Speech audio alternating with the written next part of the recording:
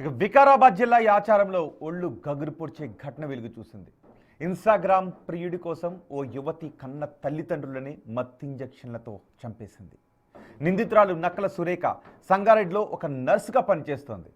వేరే కులానికి చెందిన యువకుడితో పెళ్లికి తల్లిదండ్రులు దశరథ్ లక్ష్మి నిరాకరించడంతో ఇంత ఘాతుకాన్ని కొడిగట్టింది ఇప్పుడు మీరు బిగ్ టీవీ స్క్రీన్ పైన చూస్తున్న ఈ కూతురు.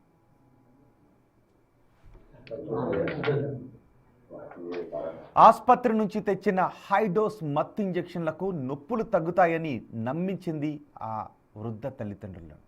అనంతరం వారు స్పృహ తప్పినట్లుగా అన్నకు ఫోన్ చేసి పెద్ద నాటకం ఆడింది. అయితే ఘటనా స్థలంలో దొరికిన ఖాళీ సిరంజీలు పోలీసుల విచారణలో అసలు నిజం బయటపడింది. పోలీసులు సురేఖను అరెస్ట్ చేసి రిమాండ్కు తరలించారు. ఈ ఘటనపై అన్న వదిన స్పందించారు.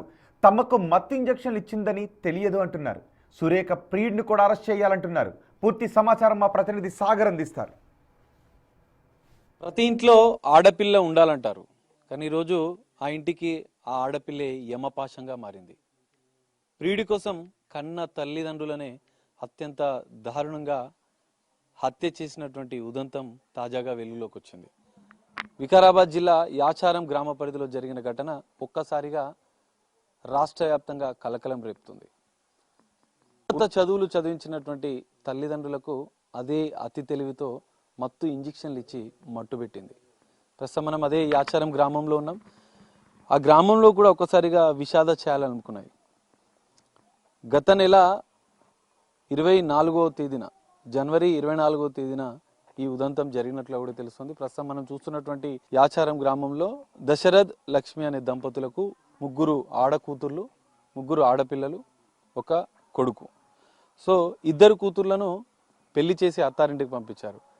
చిన్న కూతురు గారాల పట్టి అని ఉన్నత చదువులు చదివించారు, బిఎస్సి నర్సింగ్ చేపించారు.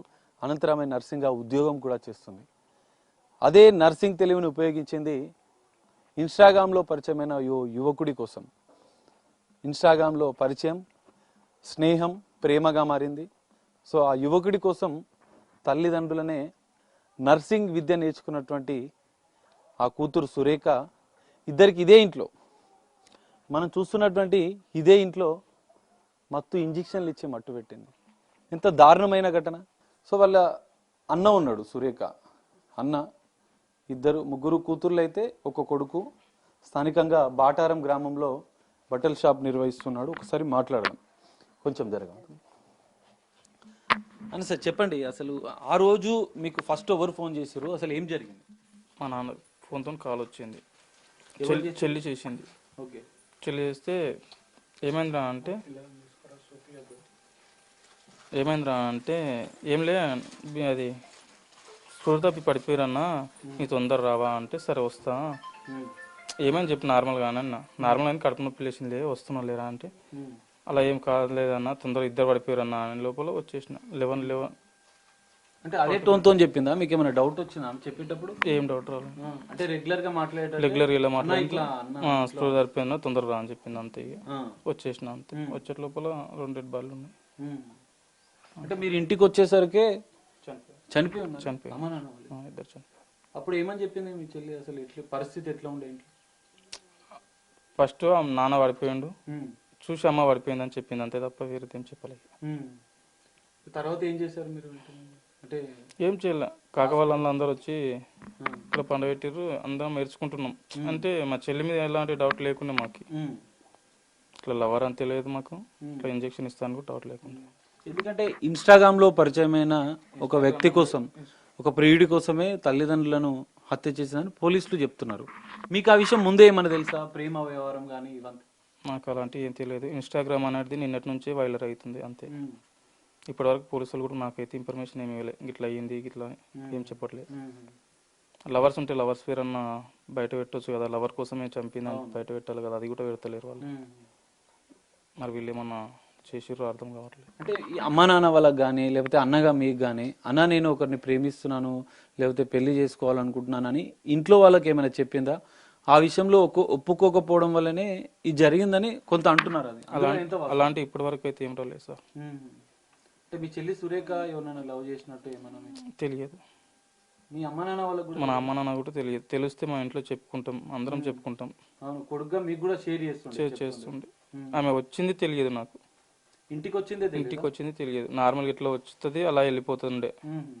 అసలు ఎక్కడ ఏం జాబ్ చేస్తుంది మీ చెల్లి? నర్సింగ్ చేస్తుంది సార్, హాస్పిటల్ అంతా నాకు ఐడియా వస్తుంది సార్. ఓకే, ఇది శాస్త్ర. Okay okay. అసలు మీరు ఏమనుకుంటున్నారు మరి? ఎందుకంటే మీ చెల్లి కన్న తల్లిదండ్రులనే మత్తు ఇంజెక్షన్లు ఇచ్చి ఎందుకు చంపాలనుకుంది అంటే మీరేం చెప్తారు? మాకే అర్థం కావట్లేదు. అంటే అలా డౌట్ అనేది రాలేదు. డౌట్ అనేది రాలేదు. ఇంజెక్షన్ అనేది డౌట్ ఇప్పటి వరకు రాలేదు సార్. అంటే ఇంట్లో పోలీసులు సిరంజీలు, ఎంటీ సిరంజీలు స్వాధీనం చేసుకురంట. అవి మీరు అబ్జర్వ్ చేసిరా? చేయలే. దొరికా? ఎప్పటికి తెచ్చి ఇస్తుండే కదా, జ్వరం వచ్చిన బాడీ పెయిన్స్ అని తెచ్చిస్తుండే. ఓకే, ఇంతకుముందు రెగ్యులర్ గా బాడీ పెయిన్స్ కాబట్టి ఏదైనా అందుకోసం మేము కూడా అందుకోసమే డౌట్ డౌట్ వాళ్ళేం. అయితే రెగ్యులర్ గా నొప్పులకు ఇంజెక్షన్లు ఇస్తుంది, కానీ ఈసారి మత్తు ఇచ్చింది. గమనించలేదు. ఎందుకంటే కన్న కూతురు తెలియదు అట్లా ఫస్ట్ టైం కదా, ఎక్కడన్నా చూసి అటు వాళ్ళకి తెలిసినంటే అదే ఇట్లా కూతురు చేస్తా అని తెలుస్తుండే. ఏడ చూడలేరు కదా, ఇటువంటి సంఘటన జరగలేదు, చూడలేరు వాళ్ళు. మళ్ళీ న్యూస్ ఏం చూడరు, చేయని కూతురు వచ్చి ఇంటికి అనుకుంటారు అంతే. ఒకసారి వాళ్ళ వదిన ఉంది, ఒకసారి జనరల్ గా ఎట్లా ఉండే అమ్మ మీతోని సురేఖ మీతోని ఎట్లా ఉంటుండే? బాగానే మాట్లాడుతుండేనా మీతోని? బాగానే మాట్లాడుతుండే. ఏమని చెప్తుండే? ఆ రోజు మీరు వచ్చిరా 24వ తారీఖు ఇక్కడికి? ఆ రోజు మా ఆయన ఒక్కడు వచ్చిండు, సడన్ గా ఫోన్ చేసి ఆయన ఒక్కడు వచ్చిండు, మా ఆయన కూడా వచ్చి. మీరు ఎప్పుడు వచ్చారు? మేము తర్వాత ఫోన్ అందరికి నేను కనుక్కుని తర్వాత ఊరు అన్న ఇట్లా దొరకరారని అంటే నాకు తోలుకొని వచ్చారు కదా అని వచ్చిన. వచ్చిన తర్వాత సురేఖ ఎట్లుంటుండే? అందరితో ఎట్లుండే అప్పుడు? బాగానే ఉండే, చాలానే ఏడిచింది, చాలా మంచిగా ఉండే. అంటే ఏమైంది అంటే ఏమవుతుందా నాకు తెలియదు, నేను వచ్చిన ఈ రోజే అన్నది. ఏమేమని చెప్పలేరా అని అడిగినాము, అంటే నాకేం చెప్పలేదు అన్నది. అన్నకి సైలెంట్, మేము ఇక బాధపడుకుంటా మేమే ఉన్నాం నైట్. అంటే అప్పుడు అందరి ముందు ఏడ్చిందా మరి అందరితో? ఎందుకంటే తల్లిదండ్రులు చనిపోతే ఏడ్చింది, బాధ ఉంటది. ఏడ్చింది, మంచిగా ఏడ్చింది, బాధపడ్డది. మళ్ళా తెల్లారి నాకు ఆ రోజు నైట్ కళ్ళు తిరుగుతున్నాయని చెప్పేసింది. కళ్ళు తిరుగుతున్నాయి చెప్తే ఏమన్నా అయ్యిందేమో అనుకొని మళ్ళా హాస్పిటల్ వెళ్ళాం. తొలకపోయారు ఆ పిల్లకు, కడుపు నొప్పి వేస్తుండే అప్పుడప్పుడు. కడుపు నొప్పి వేస్తుంది అని చెప్తే తొలకపోయారు. తొలకపోయి వచ్చిర్రు. వచ్చినాక మంచి ఆ టాబ్లెట్ వేసుకుంది, మంచిగా ఉండే ఆ రోజు. తెల్లారి వాళ్ళు ఎట్లా వేసిందో పోలీసు వచ్చేసి చెక్ చేసిర్రు మొత్తము. చెక్ చేస్తే అవి సిరంజీలు దొరికిండే సార్. ఎట్లా దొరికినాయో ఏమో, మేము సిరంజీలు దొరికినా కానీ అప్పుడప్పుడు ఇచ్చుకుంటారు కదా, పడేయలేదు మొత్తం చేనుకోతుంది కదా, వెళ్తుంది కదా, మర్చిపోయి పడేయలేదేమో అని మేము అనుకున్నాం. ఆ పిల్ల మీద డౌట్ వల్లే మేము. నా చెల్లి తల్లిదండ్రులనే హత్య చేసింది కాబట్టి తనను జీవితాంతం జైల్లోనే ఉంచాలంటూ కూడా అన్న డిమాండ్ చేస్తున్నాడు. ఇక్కడ ప్రియుడి పాత్ర పైన కూడా ఆరా తీయాలి. ప్రియుడి పాత్ర ఏముంది, ఇన్స్టాగ్రామ్లో చాట్ చేసిన వ్యక్తి ఎవరు, అతను కూడా ఈ ఊరికి వచ్చినాడు, తనని కూడా కఠినంగా శిక్షించాలంటూ కూడా కుటుంబ సభ్యులు డిమాండ్ చేస్తున్న పరిస్థితి. మరి కేసు దర్యాప్తులో ఏమైతే ఇప్పటికే కన్న తల్లిదండ్రులను హత్య చేసిన కూతుర్ని పోలీసులు కటకటాల వెనక్కి నెట్టారు. మరి పూర్తిస్థాయి దర్యాప్తులో ప్రియుడి పాత్ర ఉందా లేదా తేలుతుందా? పోలీసుల దర్యాప్తులో ఏం తేలుతుందనేది మాత్రం వేచి చూడాల్సిన పరిస్థితి. కెమెరామెన్ శ్రీకాంత్తో కలిసి సాగర్, బిగ్ టీవీ, వికారాబాద్ నుండి.